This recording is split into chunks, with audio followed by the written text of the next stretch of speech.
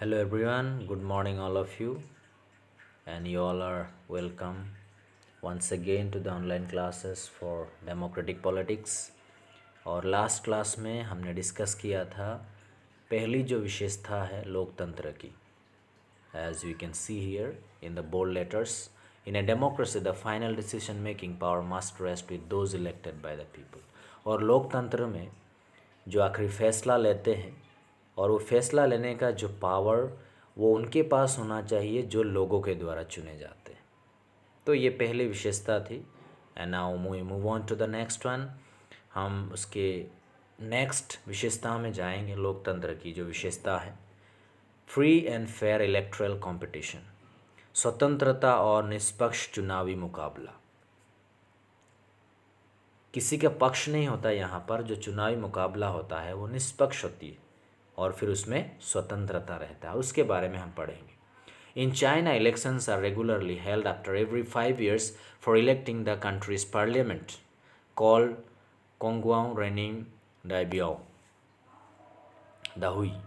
इसका मतलब होता है नेशनल पीपल्स कांग्रेस, ये नाम है, हालांकि चीनी लैंग्वेज में पढ़ना थोड़ा मुश्किल है। नव इन चाइना इलेक्शन में हर 5 साल में इलेक्शन होती है और वो पार्लियामेंट को चुनते हैं। वहाँ पर नेशनल पीपल्स कांग्रेस कहा जाता है जिसे। And the National People's Congress has the power to appoint the president of the country. और ये जो पार्लियामेंट है ये लोग क्या करते हैं, ये अपॉइंट करते हैं वहाँ के प्रेसिडेंट को। It has nearly 3000 members elected from all over China. और पूरे चाइना के हर जगह से करीब 3000 सदस्य होते हैं और ये सदस्य लोग वहाँ के प्रेसिडेंट को चुनते हैं। सब members are elected by the army, और कुछ मेंबर आर्मी के द्वारा चुने जाते हैं। Before contesting elections a candidate needs the approval of the Chinese Communist Party. और किसी कैंडिडेट को या प्रत्याशी को चुनने से पहले उनको चाइनीज़ जो कम्युनिस्ट पार्टी है वहाँ के पार्टी को कम्युनिस्ट पार्टी कहते हैं। जैसे हमारे इंडिया में भारतीय जनता पार्टी है, कांग्रेस पार्टी है, उसी प्रकार चाइनीज़ कम्युनिस्ट पार्टी से उनको अनुमति चाहिए उस व्यक्ति को। And only those who are members of the Chinese Communist Party और 8 smaller parties allied to it were allowed to contest elections held in 2023। और वहाँ पर सिर्फ कम्युनिस्ट पार्टी ही भाग ले सकते हैं, या तो कम्युनिस्ट पार्टी से जो जुड़े हुए हैं उनके विचारधाराओं के आधार पर है, या तो उनसे स्वीकृति मिला है, वही पार्टी उस इलेक्शन में भाग ले सकते हैं। The government is always form by the communist Party. और सरकार हमेशा कम्युनिस्ट पार्टी के द्वारा ही बनता है। इसका मतलब एक पार्टी, सिंगल पार्टी सिस्टम। और हमें पता है डेमोक्रेसी में सिंगल पार्टी नहीं होती, मल्टी पार्टी होती है, एक से ज़्यादा party. Since its independence in 1930 Mexico holds elections. तो पहले हमने चाइना के बारे में पढ़ लिया, इसके बारे में हम और डिस्कस करेंगे। ये बस जानकारी है, इसके बारे में हम क्लैरिफाई करेंगे बाद में ये डेमोक्रेसी है या नहीं। वो तो नहीं है democracy. Since its independence in 1930 Mexico holds elections after every 6 years to elect its president. और यहाँ तक कि मेक्सिको में भी 1930 में आज़ाद हुए और तब से लेकर यहाँ पर इलेक्शन होते हैं, हर 6 साल में इलेक्शन होते हैं। और फिर वो लोग अपने राष्ट्रपति को चुनते हैं। The country has never been under a military और डिक्टेटर्स रूल। और यहाँ पर कभी ना तो सैनिक या तो तानाशाही का शासन रहा। But until 2000 every election was one by A party called PRI, institutional Revolutionary party. लेकिन एक बात इसमें ध्यान देने वाला ये है, 2000 तक, टिल 2000 तक एक ही पार्टी की जीत होती है वहाँ पर। उस पार्टी का नाम है Institutional Revolutionary Party. Opposition parties did contest elections but never manage to win. इसके विरोध में जो पार्टी होते हैं वो लोग भी इलेक्शन में खड़े होते हैं, लेकिन उनको जीत हासिल नहीं होती। एक ही पार्टी जीतता है, बाकी पार्टी नहीं जीतता है। क्या मसला है? The PRI was known to use many dirty tricks to win elections. और ऐसा जाना जाता है कि जो इंस्टीट्यूशनल रेवोल्यूशनरी पार्टी वहाँ कर वो अलग अलग बुरे तरीके का इस्तेमाल करते हैं इलेक्शन में जीतने के लिए, धोखाधड़ी करते हैं। All those who were employed in government offices had to attend its party meetings. और जो लोग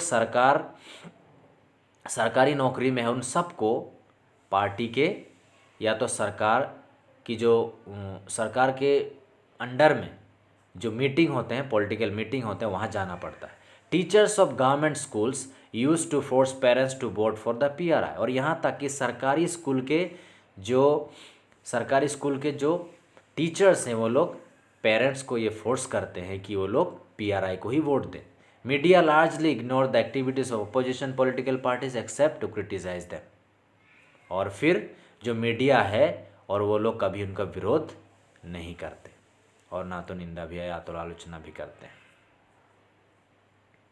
Now sometimes the polling booths were shifted from one place to another in the last minute। और कई बार ऐसे भी होता है जहाँ वोट देना होता है वो सेंटर को आखिरी समय में बदल दिया जाता है, which made it difficult for people to cast their votes। और कई बार लोगों के लिए जाना मुश्किल हो जाता है और वो वोट देना नहीं पाता। अगर आखिरी समय में उनको पता चला कि वोट जहाँ देना था वो सेंटर बदल गया तो जाना मुश्किल हो जाता है और बहुत लोग वोट नहीं कर पाते।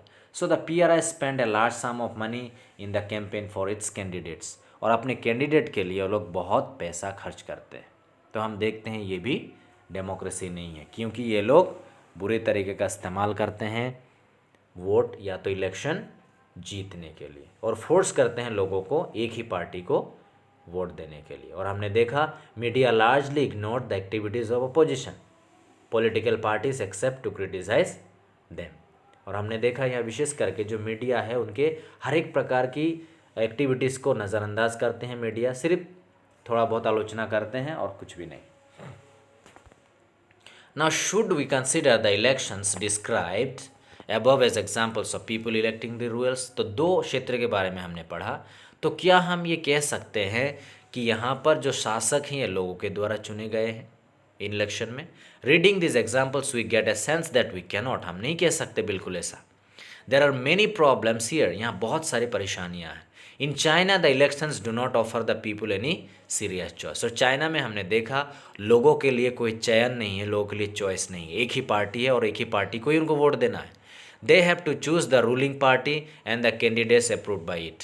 और उनको रूलिंग पार्टी के द्वारा जिन व्यक्ति को वो लोग अनुमति देते हैं उनको ही प्रेसिडेंट बनाना पड़ेगा, दूसरा उपचार नहीं उनके पास। Can we call this a choice? तो हम क्या इसको चॉइस कह सकते हैं? नहीं, वो चॉइस नहीं है।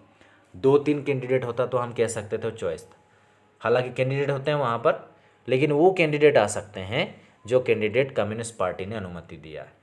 इन द मैक्सिकन एग्जाम्पल, और मैक्सिको के एग्जाम्पल में हमने देखा people seem to be really have a choice but in practice they had no choice. और वहाँ लगता है कि लोगों के पास चॉइस है लेकिन सही में तो चॉइस नहीं था। There was no way the ruling party could be defeated even if people were against it, these are not fair elections.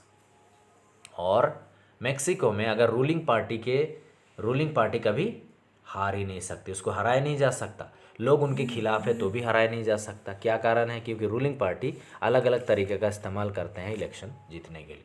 तो चाइना और मेक्सिको में इलेक्शन है लेकिन फिर भी वो डेमोक्रेटिक नहीं। वी कैन दस एड ए सेकेंड फीचर, और इसके आधार पे हम दूसरे विशेषता बता सकते हैं। To our understanding of democracy holding elections of any kind is not sufficient.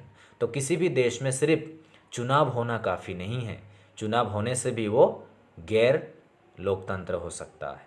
The elections must offer a real choice between political alternatives.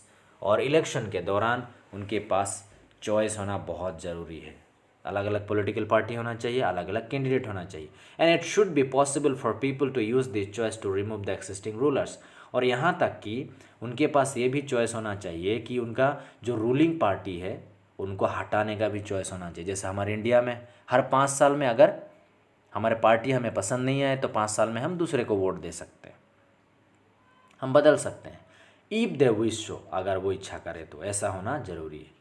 Now, so a democracy must be based on a free and fair election where those currently in power have a fair chance of losing। तो दूसरा विशेषता ये है, और democracy में एक स्वतंत्रता, चुनाव के दौरान एक स्वतंत्रता होना जरूरी है लोगों के लिए, एक चॉइस होना जरूरी है जिसके द्वारा वो लोग जो पावर में है और जो रूलिंग पार्टी में है वो उनको हरा सके या तो वो हार सके। तो कहने का मतलब जो रूलर्स हैं उनको नेक्स्ट टाइम हारने का चांस भी होता है, ऐसा नहीं कि हमेशा वही शासक रहे। So we shall find out more about democratic election in chapter 3, और चैप्टर 3 में हम ज़्यादा इसके बारे में अध्ययन करेंगे। ना 1 पर्सन 1 वोट 1 वैल्यू, इसका मतलब यह है एक व्यक्ति एक ही वोट है और उसका वैल्यू भी एक ही है। इसका मतलब किसी भी व्यक्ति के पास ज़्यादा वैल्यू नहीं। उदाहरण के तौर पे मान लो महिला के लिए वैल्यू एक है और पुरुष के लिए दो वैल्यू, ऐसा नहीं, बराबर वैल्यू सबका। Earlier we read about how the struggle for democracy was linked to the demand for universal adult franchise, and this principle has now come to be accepted almost all over the world. और पहले हमने यह अध्ययन किया था, ये संघर्ष में थे कि डेमोक्रेसी में एक बात बहुत इंपॉर्टेंट था, वो ये था कि सबको वोट देने का अधिकार। सबको मतलब एक एज में, जैसे हमारे इंडिया में 18 एंड अबव है, 18 और 18 साल के ऊपर सबको, नागरिक को वोट देने का अधिकार। Now this principle has now come to be accepted almost all over the world. और ये सिद्धांत करीब करीब दुनिया के सारे देश स्वीकार करते हैं। Yet there are many instances of denial of equal right to vote. लेकिन फिर भी कई सारे ऐसे क्षण हैं या तो समय हम देख सकते हैं जहाँ पर उनको बराबर का अधिकार नहीं दिया जाता वोट देने के लिए। कैसे? 3 उदाहरण हम देखेंगे यहाँ पर विशेष करके। Until 2015, 2015 तक in Saudi Arabia women did not have the right to vote. 2015 तक सऊदी अरेबिया में महिलाओं को वोट देने का अधिकार नहीं था। तो हम डेमोक्रेसी में देखते हैं सबको वोट देने का अधिकार होना चाहिए, चाहे पुरुष हो या महिला हो, किसी भी धर्म का, किसी भी जाति का, किसी भी कलर का, उससे कोई लेना देना नहीं।